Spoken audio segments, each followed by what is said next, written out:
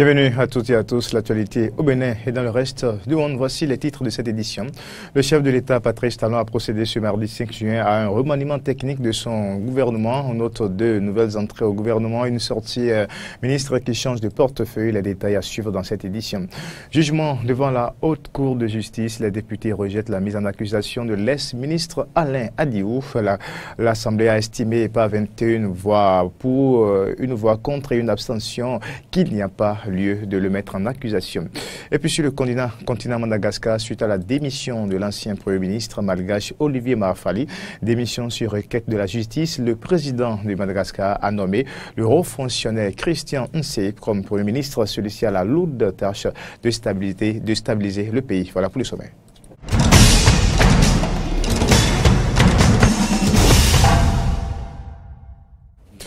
Comme je le disais à l'entame de cette édition, le chef de l'État, Patrice Talon, a procédé ce mardi 5 juin à un remaniement technique de son gouvernement. On note deux nouvelles entrées au gouvernement, une sortie, un ministre qui change de portefeuille, Garde des Sceaux, ministre de la Justice, de la Législation, Séverin Marsim Kenom, ministre de la Santé, Benjamin Ian Sompati, ministre des Infrastructures et des Transports, Alassane Seydou. Telles sont les modifications intervenues dans le remaniement technique effectué par le président de la République ce mardi 5 juin 2018.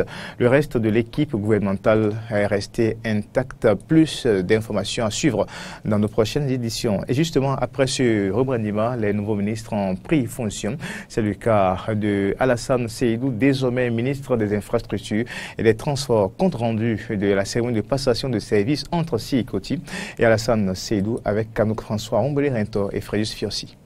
À la faveur du remaniement technique du gouvernement effectué par le chef de l'État Patrice Talon, Alassane Seydou, précédemment ministre de la Santé, prend en charge désormais le ministère des Infrastructures et des Transports, remplaçant ainsi Sikoti qui se retrouve sans aucun portefeuille ministériel, donc ne fait plus partie de ce troisième gouvernement de la rupture. Il a passé service dans la soirée de ce mardi 5 juin au cours d'une cérémonie fort simple de passation de charge qui a eu lieu au 10 ministères. L'occasion était pour lui alors de remercier non seulement ses désormais ex-collaborateurs, le chef de l'État d'avoir eu confiance en lui à un moment donné, mais aussi de féliciter le ministre entrant. Je voudrais infiniment rendre grâce au Seigneur Tout-Puissant, puis à son Excellence, M. Patrice Guillaume Athanas Talon, président de la République, chef de l'État, chef du gouvernement, qui a eu l'heureuse inspiration de me faire l'honneur de m'intégrer à son deuxième gouvernement, me donnant ainsi l'occasion de faire mon expérience dans la gestion du pouvoir d'État. Au ministre des Infrastructures et des Transports entrant, j'adresse mes sincères et chaleureuses félicitations. J'invite tout le personnel à lui apporter une franche collaboration et lui souhaite plein succès dans sa nouvelle mission. Quant au nouveau ministre, il rassure ses futurs collaborateurs et promet poursuivre l'œuvre entamée par son prédécesseur. Il n'a pas aussi manqué de remercier le chef de l'État pour la confiance renouvelée placée en lui et a rappelé les grands projets qu'il entend réaliser à la tête du ministère. Je voudrais rendre grâce au Tout-Puissant qui a permis la réalisation d'un tel événement et témoigner ma sincère gratitude à son Excellence, M. Patrice Talon, président de la République, chef de l'État, chef du gouvernement, pour le choix porté sur ma personne en me nommant dans les hautes fonctions de ministre des Infrastructures et des Transports.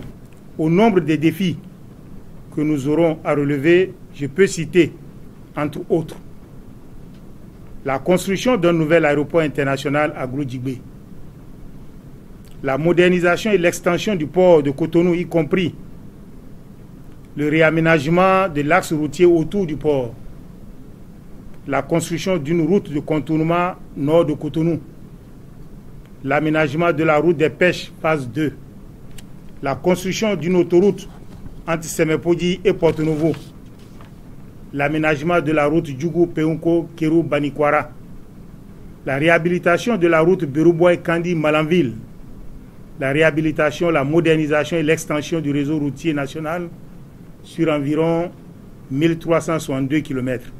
Un nouveau départ, donc, au ministère des Infrastructures et des Transports.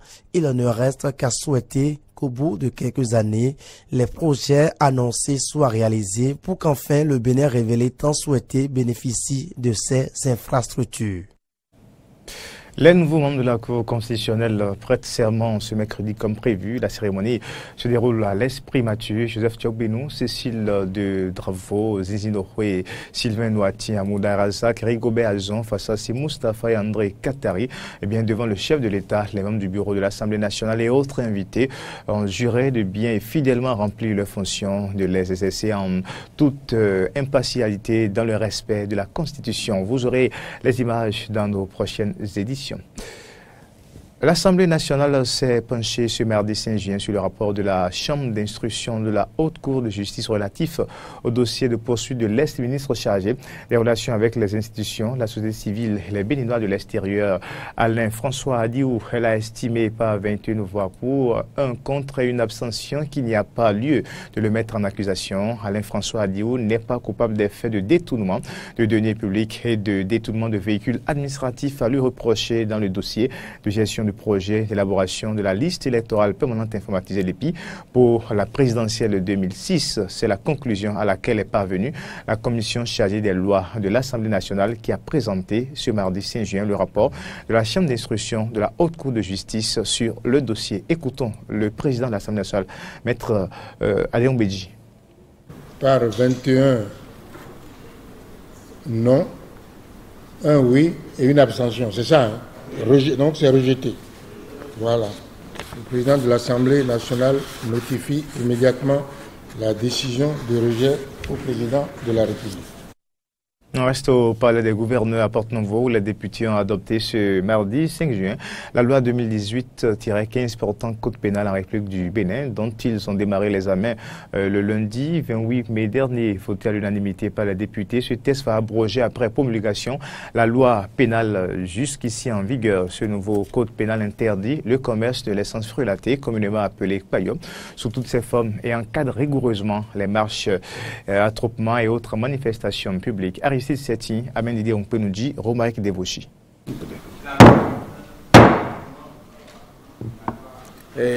L'Assemblée nationale a adopté la loi numéro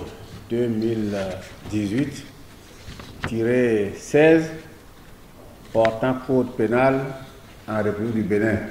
Le Bénin est en passe de disposer désormais de son propre code pénal, fort de 1007 articles et réparti en 4 livres. À l'unanimité, les députés de la 7e législature ont adopté à 2h23 ce mardi la loi 2018-15 portant code pénal en République du Bénin. L'Assemblée nationale a adopté la loi numéro 2018-16 portant code pénal en République du Bénin. Article 117. Dans le cas même où les violences n'auraient pas causé décision de sang, blessure ou maladie, les coupables sont punis de la réclusion criminelle à temps de 5 ans à 10 ans si les coups ont été portés avec l'évitation obligatoire. Article 118. Si les coups ont été portés ou les blessures faites à un des fonctionnaires désignés à l'article 115 dans l'exercice ou à l'occasion de l'exercice de leur fonction, avec l'intention de donner la mort, le coupable est puni de la réclusion criminelle à perpétuité. Ce test actualisé à maintes reprises par les députés avec le concours des experts, notamment des avocats, des magistrats et des officiers de police judiciaire, va abroger la loi pénale jusqu'ici en vigueur. Le garde des Sceaux, ministre de la Justice, Joseph Thiokbenou, n'a pas manqué au cours de cette session d'apporter des clarifications aux préoccupations des députés. Le législateur peut adopter une politique pénale de ce point de vue qui ne va pas dans le sens de la répression, parce que la sanction civile de la bigamie, c'est l'annulation du mariage célébré postérieurement. Et donc on peut rester au plan civil dans l'annulation du mariage et le gouvernement ne trouverait pas d'objection à ce que l'article 387 soit supprimé. Deuxièmement, en ce qui concerne la pratique du charlatanisme, il y a des faits avérés que les dispositions qui ont été identifiées ont souligné. Les nouvelles dispositions du Code pénal adoptées interdisent désormais le commerce de l'essence frelatée, communément appelée paillotte, sous toutes ses formes. Il est désormais interdit sur la voie publique ou dans un lieu public tout attroupement armé, non autorisé qui pourrait troubler la tranquillité publique. À la fin de la plénière, le ministre de la Justice Joseph Djokbenou a reçu également les félicitations du deuxième vice-président Robert Biyan. Je tiens à remercier le président et les rapporteurs de la commission. Je tiens à remercier également les collègues députés qui ont fait preuve de patriotisme parce que ce n'est pas évident. Il est déjà 2h30. Je remercie les collègues pour leur participation. Je remercie tout particulièrement le ministre en charge de la Justice et ses collaborateurs. Le ministre Djokbenou va nous manquer beaucoup. Il va nous manquer, ça c'est sûr. D'ailleurs, c'est l'une des raisons pour lesquelles on l'a retenu jusqu'à 2h30 ce matin. En attendant la promulgation de la loi 2018-15 portant code pénal en République du Bénin, les citoyens sont invités à prendre toutes les dispositions pour ne pas tomber sous le coup de la loi. Le comité de pilotage des experts du programme de développement de l'autoroute du corridor Abidjan-Lagos a tenu sa 10e réunion à Cotonou. Une réunion qui a démarré ce mardi 5 juin et prend fin le vendredi 8 juin où se rassemble le comité de pilotage du programme. Frédéric Serlan était à l'ouverture de cette réunion. En prélude à la réunion du comité ministériel de pilotage du programme de développement de l'autoroute du corridor Abidjan-Lagos, les experts du programme se sont réunis à Cotonou. Cette 10e rencontre qui se tient du 5 au 8 juin permettra de faire le point de l'état d'avancement du projet de construction de l'autoroute long de 1028 km qui doit relier 5 pays à savoir le Nigeria, le Bénin, le Togo, le Ghana et la Côte d'Ivoire. Mais déjà, des avancées significatives sont à noter depuis la 9e réunion qui s'est tenue à Abuja. L'accord intergouvernemental portant création de l'autorité de gestion du projet Abidjan-Lagos a été soumis aux États membres pour avis juridique des ministères en charge de la justice. Le processus de recrutement des experts pour la cellule d'exécution du projet a été achevé et les experts seront en place d'ici le mois de juillet prochain. Il faut aussi mentionner qu'en ce qui concerne le recrutement des cabinets devant élaborer les études de faisabilité technique, économique et financière du projet, l'évaluation technique des offres a été élaborée et soumise à la Banque africaine de développement pour avis de non-objection. Nous sommes heureux de vous informer que le gouvernement du Bénin a achevé le processus de ratification du traité sur le corridor. Quant au ministre des Infrastructures du Bénin, Sirkoti, après avoir présenté la bonne condition de la route du corridor Abidjan-Lagos à 79%, il a énuméré les avantages de la construction de l'autoroute. Le corridor est emprunté pour 60 à 75% des échanges commerciaux de la CEDEAO et dessert une population de plus de 35 millions de personnes.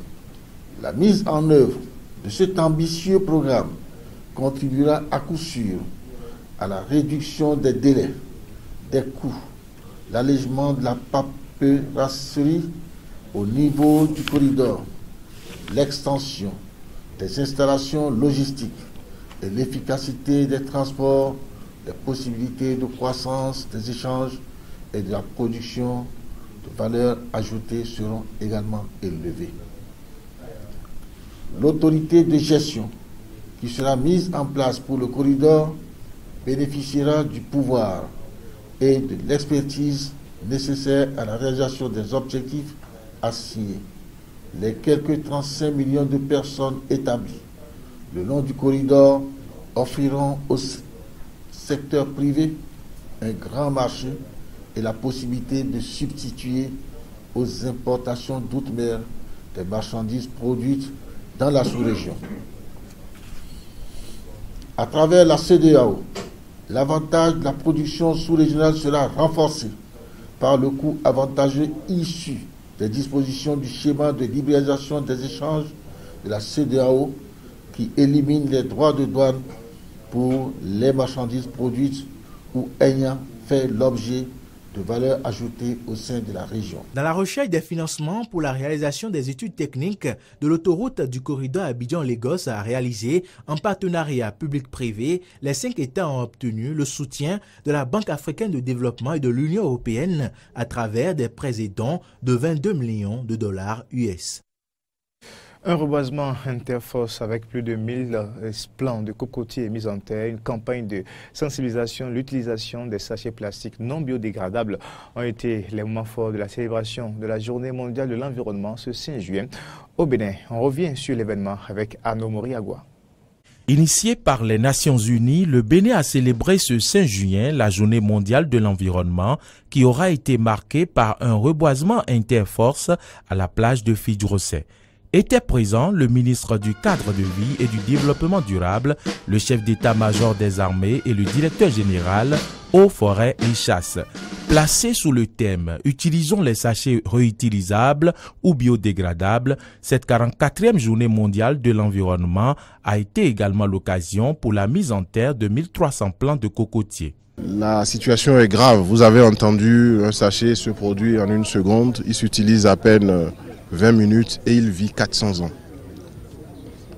Il empeste notre vie, il nous envahit, il tue le cheptel, il étouffe les sols, il nous intoxique par le brûlage. Dans le sachet plastique, il n'y a que des inconvénients, il n'y a pas un seul avantage. Donc nous nous mobilisons dès cette année dans la dynamique de cette loi qui a été votée et qui entre en vigueur. Vous savez que c'est 6 mois. À partir du 26 juin 2018, nous allons intensifier la lutte en faveur du sachet plastique non biodégradable. Et c'est pour ça que, comme l'année dernière, nous nous sommes retrouvés avec le préfet du littoral, avec tout le haut commandement des forces armées, parce qu'ils ont choisi sur chaque journée mondiale de l'environnement, sur chaque 5 juin, de faire un reboisement interforce. L'on a aussi noté la présence de plusieurs acteurs éco-citoyens à la plage de Fidjrosset. Le préfet du littoral, Modeste Toboula, a lancé un appel à la population cotonoise. Cette journée de l'environnement a été placée sous le signe de la lutte contre les sachets plastiques. Je pense que c'est notre responsabilité de sensibiliser nos concitoyens. Parce que lorsque la répression va commencer, qu'on ne dise pas qu'on n'a pas eu le temps d'en parler. Donc je voudrais inviter les Cotonois, parce qu'en réalité c'est sur Cotonou que le phénomène est encore plus criard. Donc je voudrais inviter nos populations à comprendre que bientôt nous aurons à venir chez elles pour leur parler. Mais ça ne va pas trop durer. Ça va durer le temps minimum que ça peut durer. Et ensuite nous allons commencer par les contraindre à utiliser les sachets biodégradables, à utiliser les emballages en papier et autres pour que nous puissions garantir à nos générations à venir un environnement durable et un cadre de vie meilleur. Le directeur général de l'environnement et du climat n'a pas manqué de rappeler les problèmes que crée l'utilisation des sachets plastiques à la population.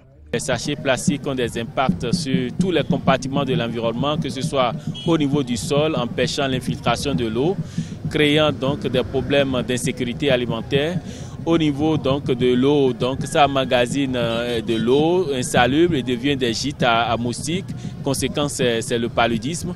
Malheureusement, il y a certaines femmes qui ont cette mauvaise pratique aussi de brûler les sachets plastiques où les fumées donc vont donner des dioxines, des furanes, des particules fines et surtout du carbone noir.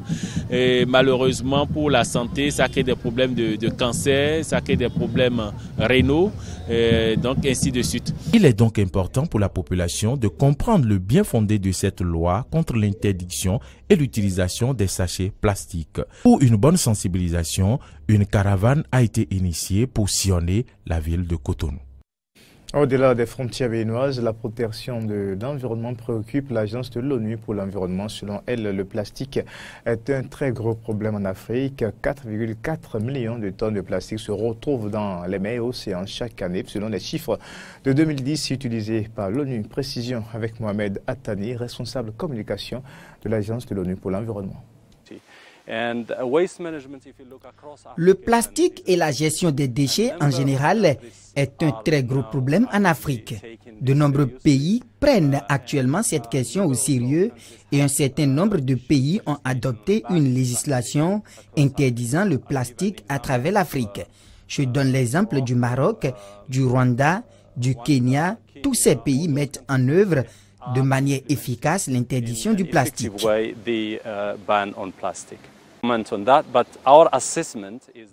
D'après nous, oui, elle a été mise en œuvre. La communauté et la population sont conscientes du danger du plastique. Comment le plastique peut nuire à l'environnement, leur écosystème et leur économie et le développement social réel. Ils sont conscients et ils respectent la mise en œuvre de cette interdiction. Si vous regardez aujourd'hui le plastique, la plupart du plastique qui se retrouve dans l'océan provient de l'utilisation quotidienne de plastique à usage unique.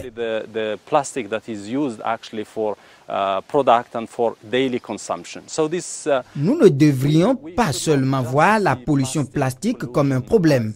Nous devons le voir sous des angles différents car cela crée aussi des opportunités d'emploi.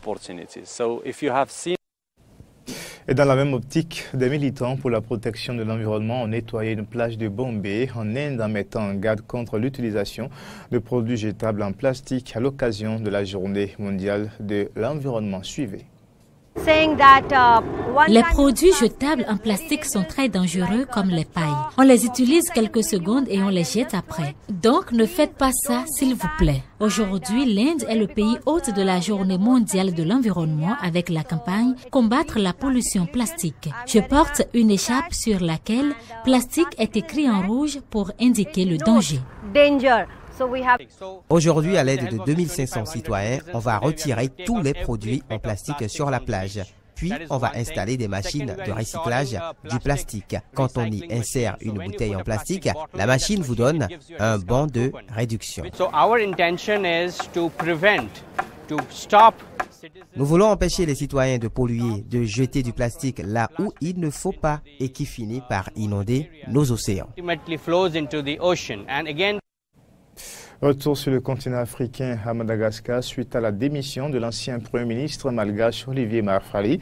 Démission sur requête de la justice. Le président de Madagascar a nommé le haut fonctionnaire Christian Ntse Premier ministre. Il a pour rôle de tenter de sortir le pays de la crise politique. On écoute les explications du président malgache.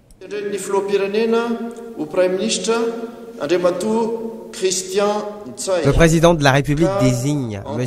Christian Ntse pour être Premier ministre et l'appelle à monter son gouvernement dans les plus brefs délais. Je félicite également M. Christian Ntse pour sa nomination. Il a les compétences, le caractère et l'aptitude qu'il faut pour aboutir à l'apaisement et mener à bien l'organisation des élections.